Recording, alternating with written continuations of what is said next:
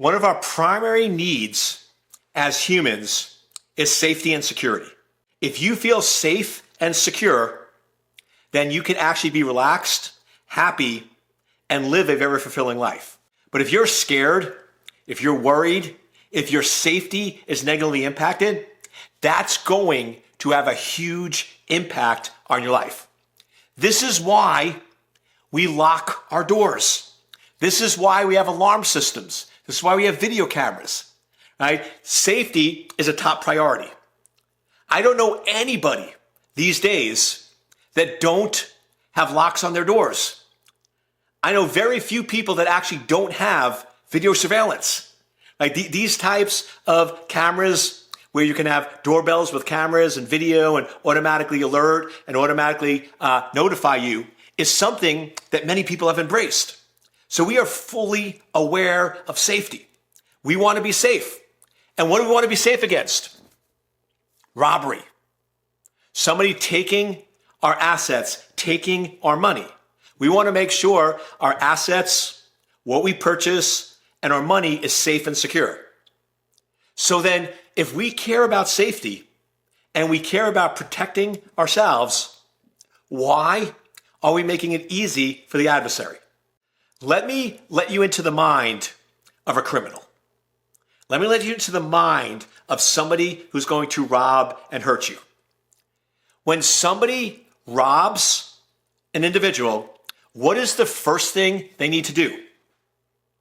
They need to target you. They need to identify the target. So if I'm a robber and I'm sitting here and I go, okay, this week I need to rob somebody and make $5,000. So I need to go in and I need to find somebody that either has $5,000 in cash or $5,000 of assets that I can easily sell at a pawn shop to be able to make $5,000. Criminals have plans and objectives. The scary part is, in many cases, criminals and people that want to cause harm actually have better goals and project planning than we do. Many people in their life don't have a clear objective for the week. If I go in and I ask you, how much money do you want to make this week? Many people can't answer that. But I'll tell you, if you have a really good robber, a really good con artist, they know. They have very clear plans, very clear objectives. Then once they identify the amount of money or the outcome they want to achieve, they then start saying, okay, who would be a victim that would be easy, quick, and low risk? So now they might go in and they might start either looking at people that are dressed nicely in restaurants. They might go in and look up people online. They might try to find individuals. They might go to certain areas or residences of really high-end houses, and they're going to identify a target. Once they identify a target, then they're going to do surveillance. They want to understand how you operate.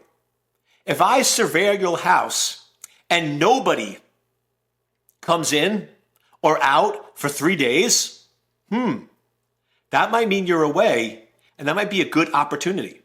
Also, if I do any surveillance, I notice that every week the cleaning crew comes at around 7 a.m. and they have access to your house via the code to get in and clean your house. What if I now go in and get a job at that cleaning service?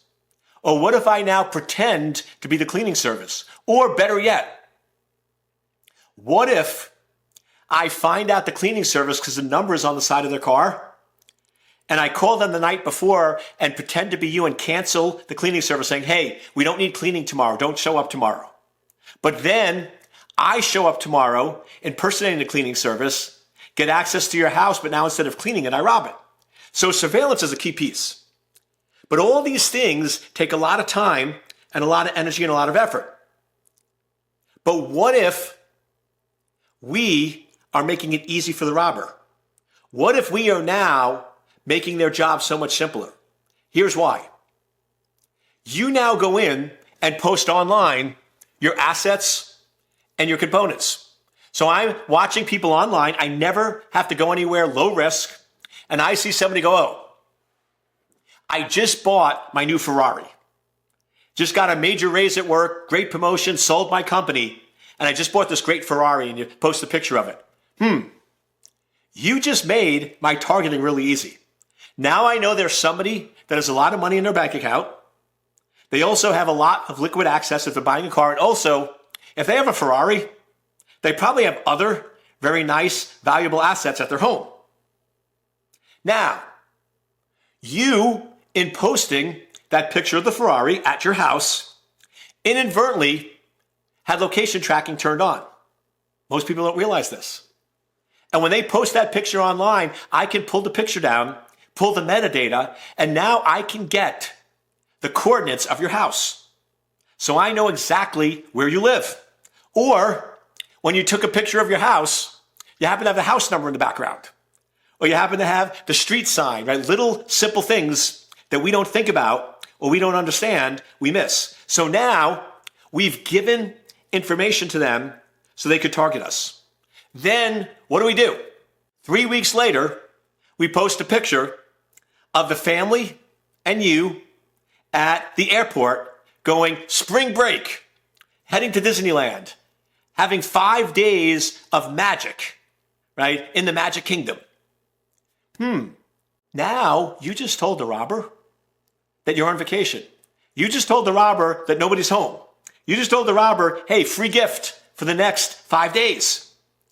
We don't even realize this because most of us are good, kind-hearted, trustworthy people. So we don't think like a criminal. We don't think like somebody that wants to cause harm. But if you switch the frame, you'll realize how much harm and damage you're causing yourself. There used to be a website.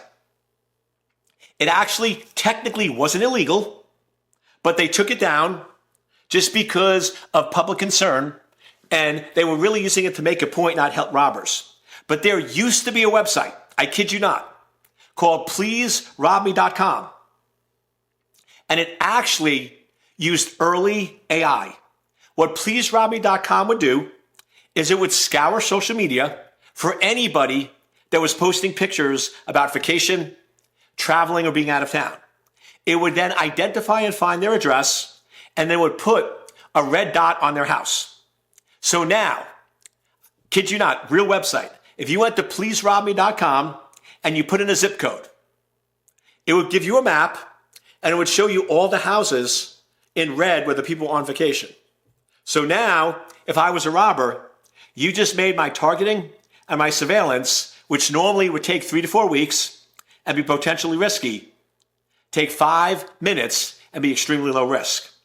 So we need to step back and realize there are good people in the world and there are evil people in the world.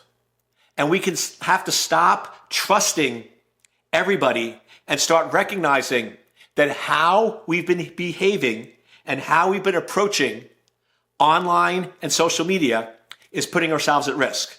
Why in the world would we tell the world that we have a lot of money? Why would we tell somebody where we live? Why would we tell the world we're on vacation? These are not things the world needs to know. These are things that only a limited number of people. So we need to start rethinking how we use social media. We need to rethink how we engage online, because right now we are giving our information away for free. We are giving ourselves a target on our back, and we're making life way too easy for the criminal. Let's take back control. Let's rethink our strategy. Let's start recognizing that privacy is our greatest gift and stop giving it away for free.